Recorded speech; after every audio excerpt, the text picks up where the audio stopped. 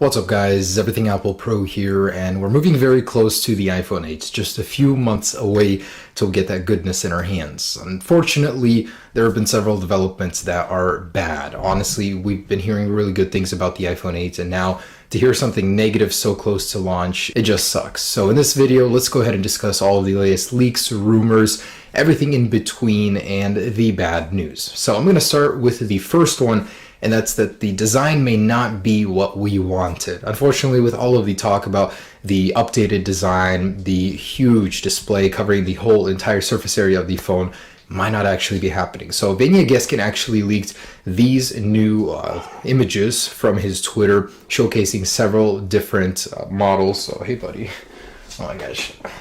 Cap break, whoops. This guy just needs some love. So we showcased several images of an alternate iPhone 8 design, which may actually happen. We've seen these in the past with the iPhone 8 clones. Unfortunately, there has been so much information with these designs. He just leaked new schematics, new 3D models in a rendering program, and it's all leading up to a design that's more boring, more dull, and unlike anything that we talked about earlier. So this is a possibility of something that could happen. Just want to prepare you guys for that. And at that very same time, Slash Leaks did provide this video showcasing, as they titled, iPhone 8 hands-on. They didn't give any more info besides that. So again, it showcases a very similar model to what Vanya Geskin just showed us with the caption, "Please don't be real." This thing is looking to be what the iPhone 8, an alternate design, could be. We knew that Apple was already testing multiple variants of the iPhone 8. This could just be one of them alongside the more elegant, the beautiful looking one. So this is the ugly version of the iPhone 8 I would hate to see, but could be a possibility. Now, fortunately, Vanya did later tweet saying that this is most likely not the real thing. And I hope to God that what he is saying is true, because that would be a terrible shortcut for Apple to take. Not only would it not embed the Touch ID in the display, it would also make the display a lot uglier and go backwards in design. Instead of being a smooth, rounded, very beautiful looking design, it's now squared and made of metal like the iPhone 7 and earlier models. It was supposed to be all glass. And earlier today, 9to5Mac got their hands on an iPhone 8 model, photos and videos of this device. Now, provided by Shai Mizrahi, I believe that's how you pronounce it, this guy was able to obtain a physical model of the iPhone 8. And I gotta say, this is the most detailed look at it. That's not the real thing that we've seen. So it's got the speaker on the front of the device, very, very tiny cutout there. The display looks great, very smooth, huge display on the front there.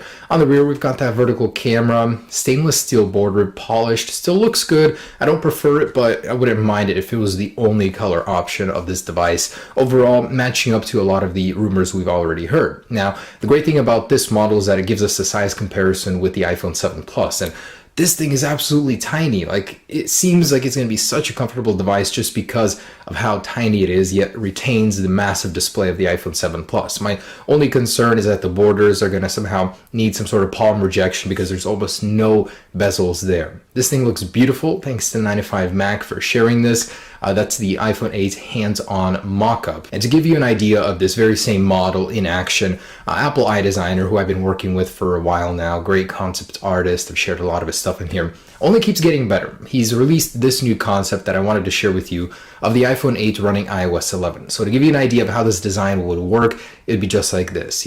We've had many different versions of it. Honestly, this is one of the cleanest I've seen. On the very top, you've got the status area, the status bar with the cell phone signal and all that stuff up there. Otherwise, your content remains unchanged, just mostly curved edges on the bottom and the top, and it looks fantastic. It fits very well. All of your icons on the home screen, the grid works much better now with one extra row. I think it's going to be fantastic to use. Even look-wise, this thing is great. I cannot wait to have my hands on it. Now, this is the second piece of bad news. As bad of news as it is so utterly fascinating. I was just enthralled reading this article. Now, the outline obtained a leaked recording of a briefing in an Apple conference room where they were discussing Apple leaks. So isn't that ironic? A conference that was intended to stop leaks got leaked itself. Now, I'm going to link this article down below. I absolutely guarantee you will not regret reading it. So down below, go ahead and click on that and figure it out.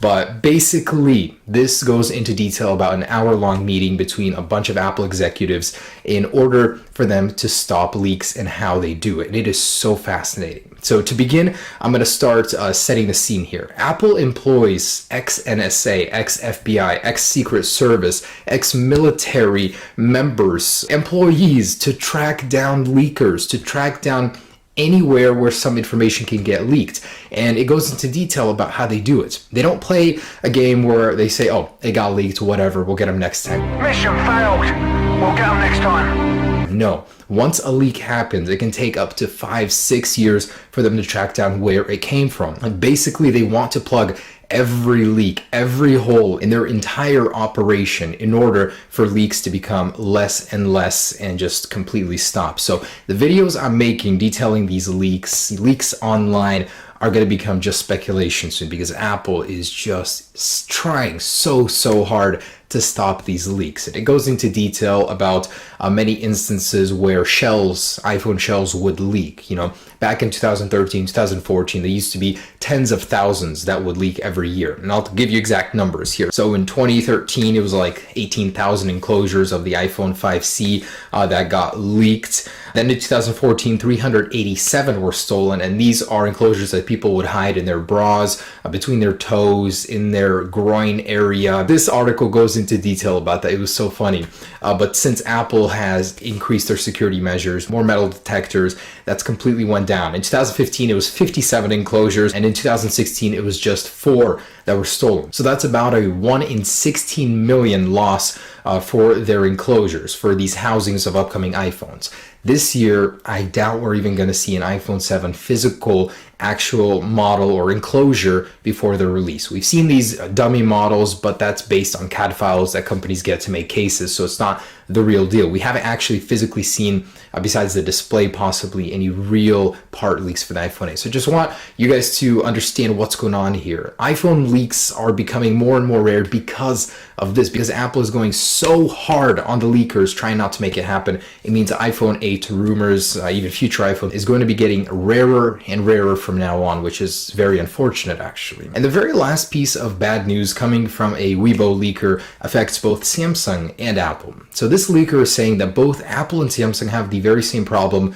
when it comes to embedding the Touch ID in the display. They're going through issues technologically producing this panel with an issue where the portion of the display where the fingerprint is embedded, basically it lights up brighter than the rest of the display. They're not able to even out the brilliance, the brightness on the display, and that's causing a holdup in manufacturing, which is ultimately leading the Galaxy Note 8 to not have this feature at all. Now, they went into further detail as to why the Note 8 won't be getting this feature, and basically they're saying Samsung is having a hard time making an integrated color, a chip that's supposed to be opaque, that'll read the surface of your fingerprint. They're not able to blend it seamlessly into the display. So if you look into the glass, you might even be able to see that component there. So they're having issues with brightness and getting that the fingerprint sensor itself to be more opaque, which I'm sure is an issue Apple is also facing. And just so you know, the Note 8 is releasing in August, according to Reuters. They're saying that it's going to be directly competing with the iPhone 7 Plus series with a dual lens camera, slightly larger than 6.2 inches display. It's going to have a curved display, also like the iPhone 8.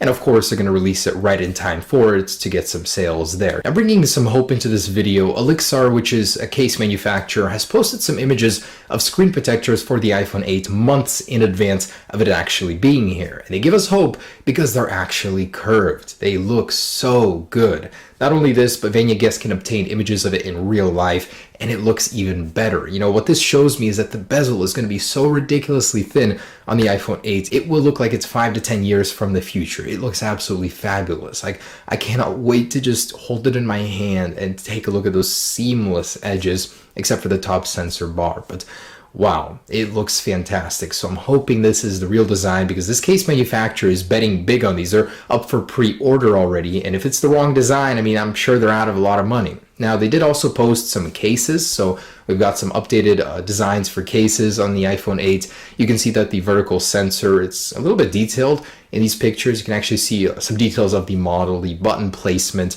Overall, this is, according to Elixir, the actual design of the iPhone 8, as they're already selling cases for the iPhone 8. Now, MacRumors is apparently receiving a lot of visits from devices representing themselves as a possible iPhone 8. So this device has a resolution of 375 by 812 pixels, which obviously is very low resolution. It wouldn't be the real iPhone 8, but it directly translates times 3 to the actual resolution provided by Ming-Chi Kuo early. This could actually be very legit, because this isn't the first time something like this happens to MacRumors. Just a few months ago, it was receiving a lot of visits from devices with 834 by 1132 pixel displays, which times 2 translates almost directly to the resolution of the current iPad Pro 10.5. So this has some credibility there. The iPhone 8 is making more and more visits to macrumors.com from Apple's testing site, apparently. Guys, there it is, the latest on the iPhone 8. Some pretty bad news I'm hoping doesn't come true. The design I've grown to love definitely isn't that one with the fingerprint sensor on the back. That's just a lazy attempt Apple should not do. And I really hope the leak thing covering it up won't affect it massively, although I know it will. I love making these kind of videos with you guys talking about what could be. Anyways, guys, thanks for watching. Thanks for 4 million subscribers. It's crazy to be here. I reached it so fast, guys. I feel like I don't deserve it, but